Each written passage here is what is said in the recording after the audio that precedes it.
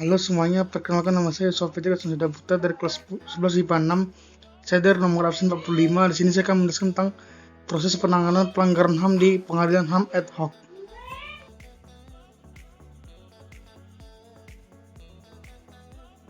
Baiklah, di sini saya akan pertama kali menjelaskan tentang dasar pembentukan pengadilan hukum HAM ad hoc.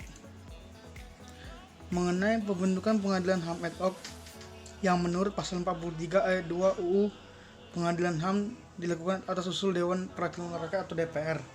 DPR dalam merekomendasikan pembentukan pengadilan HAM ad hoc harus memperhatikan hasil penyelidikan dan penyidikan dari institusi yang memang berwenang untuk itu. Ayat 14. Selain itu, putusan MK 1418 tahun 2007 juga telah menyatakan bahwa kata dugaan dalam penjelasan pasal 43 ayat 2 Undang-Undang Pengadilan HAM bertentangan dengan Undang-Undang Dasar 1945 halaman 95. Sehingga bagaimana dijelaskan dalam DPR tak bisa lagi tentukan sendiri dugaan pelanggaran HAM.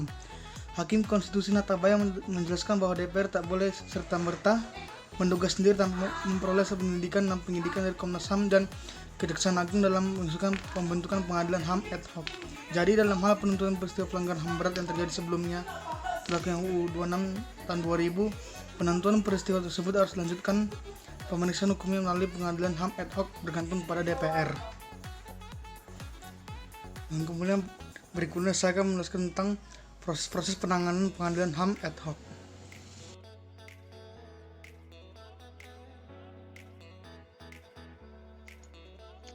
Jadi seperti inilah proses penanganan pelanggaran HAM melalui pengadilan HAM ad hoc dapat dilakukan melalui tahap-tahap berikut. Yang pertama, prosedur penangkapan. Penangkapan dilakukan oleh Jaksa Agung untuk kepentingan penyidikan dengan memperlihatkan surat tugas. Jika pelaku tertangkap tangan tidak diperlukan surat tugas, tapi menyerahkan barang bukti. Yang kedua, tahapan penanganan. Penanganan dapat dilakukan oleh Jaksa Agung untuk kepentingan penyidikan, penuntutan, pemeriksaan di sidang pengadilan HAM, banding di pengadilan tinggi dan kasasi di Mahkamah Agung. Tahap yang ketiga, penyelidikan. Dalam tahap penyelidikan ini dilakukan oleh tim Komnas HAM. Dalam upaya penyelidikan, Komnas HAM membentuk tim ad hoc yang terdiri atas Komnas HAM dan unsur masyarakat. Tahapan keempat adalah penyidikan. Penyidikan ini khusus dilakukan oleh Jaksa Agung. Dalam upaya penyidikan, Jaksa Agung dapat menganggap penyidik ad hoc jika dalam penyidikan tidak perlu bukti yang cukup. Jaksa Agung dapat mengeluarkan surat penghentian penyidikan. Tahap yang kelima adalah penuntutan. Penuntutan dilakukan oleh Jaksa Agung. Dalam hal ini, Jaksa Agung dapat mengangkat penuntut umum ad hoc.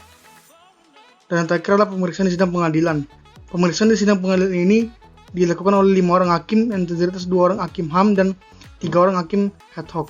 Pemeriksaan tingkat pertama dilakukan paling lama 180 hari. Untuk banding dan kasasi dilakukan paling lama 90 hari. Baik, di sini saya akan tunjukkan mengenai gambar pengadilan dari anjing.